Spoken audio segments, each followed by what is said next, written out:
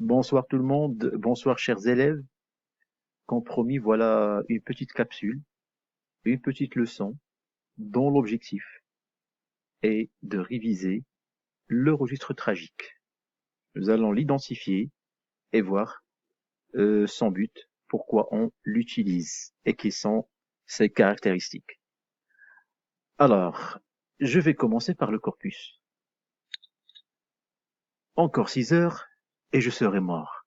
Je serai quelque chose d'immonde qui traînera sur la table froide des amphithéâtres.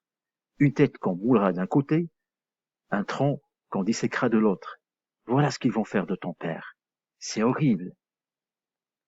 Alors, ici, le condamné, dans le dernier jour, adresse un message à sa petite fille et nous pouvons facilement comprendre qu'il parle de son exécution. Donc, il partage avec sa fille sa souffrance, sa peur de la mort et de l'exécution. On va faire des remarques concernant le champ lexical dominant. Alors, comme vous pouvez le constater, nous avons le champ lexical de la mort ou de l'exécution. Alors, nous avons le champ lexical de la mort, il a utilisé le mot mort, et quand on parle du corps ici, le corps c'est en relation avec l'exécution, avec la guillotine. Donc, on parle du mot mort, de tête, de tronc, tout cela en relation avec la mort, bien sûr. Donc, nous avons d'abord le champ lexical de la mort. Au niveau de la caractérisation, ça veut dire l'usage des adjectifs, des noms, etc., qui caractérisent. Alors, nous avons une caractérisation qui est négative. Nous avons le mot immonde dans la deuxième ligne, qui veut dire quelque chose de dégoûtant, quelque chose de très mauvais. Et nous avons le mot horrible à la fin. Ça veut dire quelque chose qui fait peur.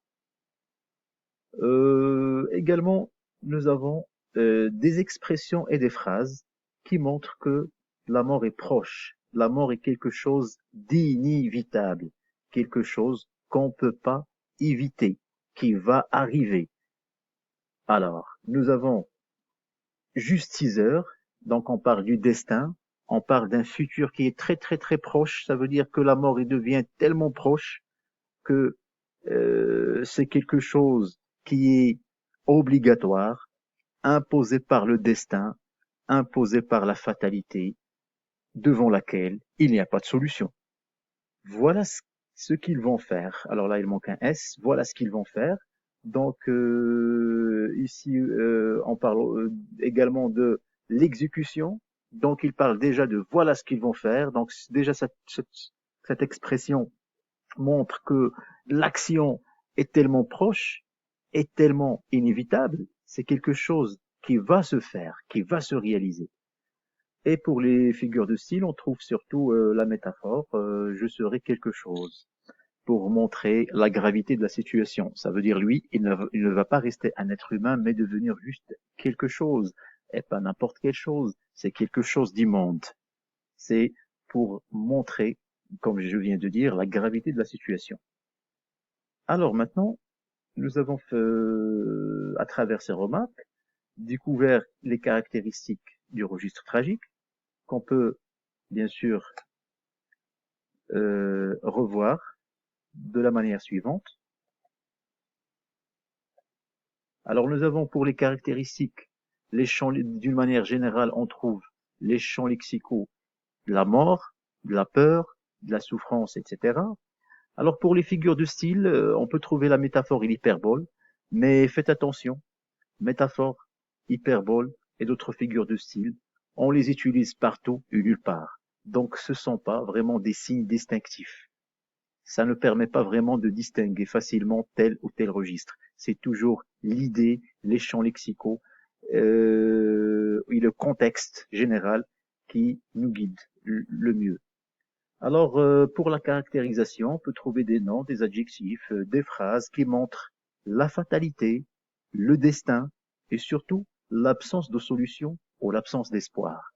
Comme nous venons de voir dans ce petit corpus, le condamné parle de sa mort comme quelque chose qui va se faire en peu de temps et devant laquelle il n'y a aucun espoir.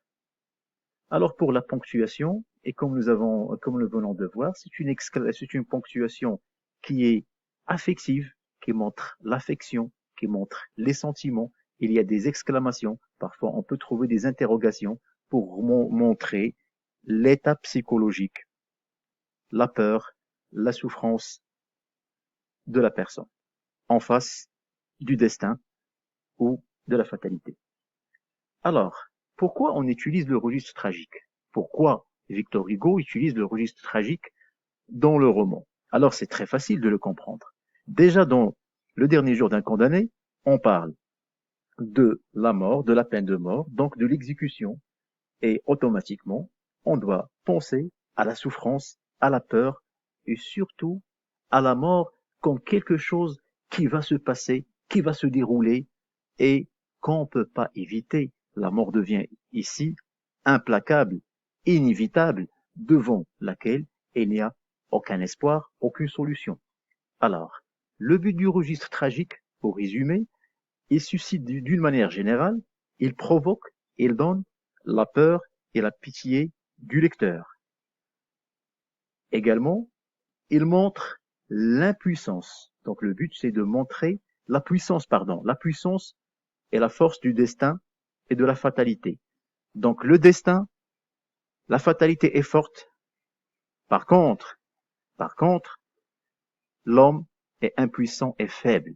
Et c'est le cas du condamné qui est faible devant la peine de mort, qui n'a aucune solution, aucun espoir, aucune force devant la peine de mort. Alors c'est un registre dominant dans Le dernier jour d'un condamné, surtout quand le personnage parle de sa mort, de la guillotine, le rejet du pourvoi comme nous avons déjà vu. Alors je peux donner l'exemple de certains des extraits que nous avons vus en classe. On peut donner l'exemple du chapitre 1er, du chapitre 9, du chapitre 21 et du chapitre 48, quand vous pouvez réviser sur vos cahiers. Alors j'espère que cette capsule, cette leçon, j'espère qu'il était vraiment bénéfique, profitable et pour vous. Et je vous donne rendez-vous dans la capsule suivante pour une autre leçon de langue avec un autre registre. Bonne chance et tous contre le coronavirus.